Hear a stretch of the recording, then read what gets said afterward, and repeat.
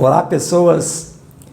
Estes dias têm mostrado a rinha da pandemia, onde galos de briga, de esporão afiado, promovem um espetáculo de bizarrices, grosseria, falta de educação, humilhação, deboche, escárnio e muita fancaria.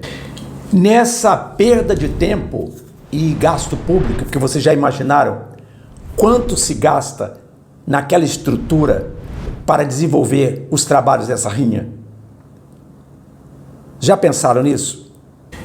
Todas as cenas de brutalidade e agressão que temos assistido constituem um teatro, uma armação com a única finalidade de virar o jogo no tapetão, vale dizer, ignorar o resultado do pleito popular de 2018 e apear do poder o atual presidente.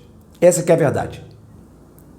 Ninguém está ali preocupado com vidas que se perderam, com famílias destroçadas, com tristeza provocada pelos ecos da pandemia. Não.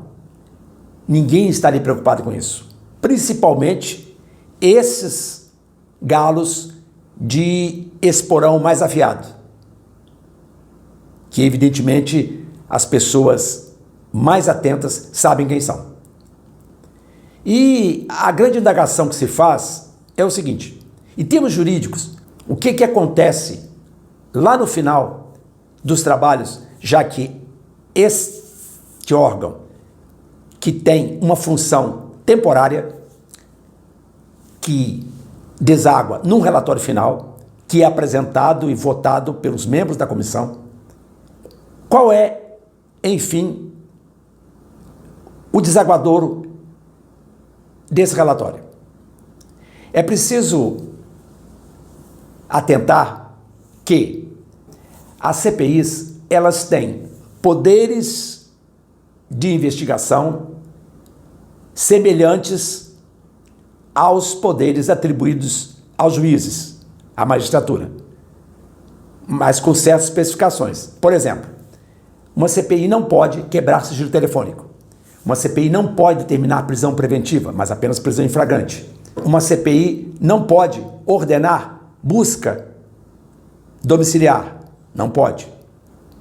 Mas a diferença mais marcante é que as CPIs, elas não podem julgar ninguém, muito menos condenar.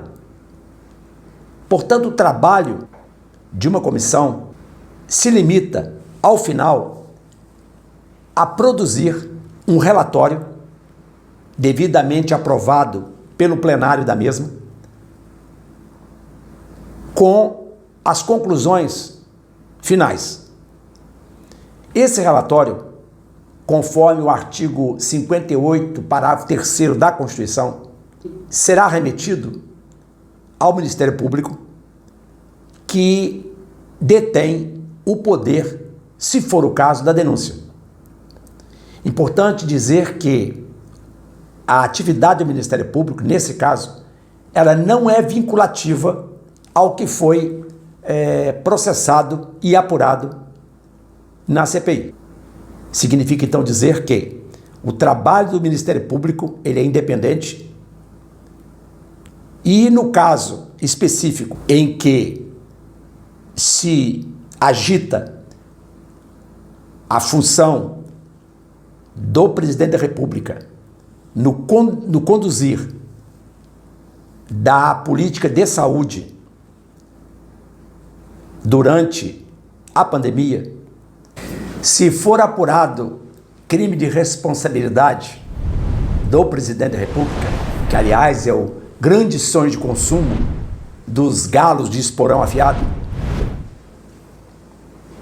o caminho é a possibilidade de um processo de impedimento a ser instaurado junto à Câmara dos Deputados com posterior julgamento pelo Senado, se for aceito na primeira Casa Legislativa.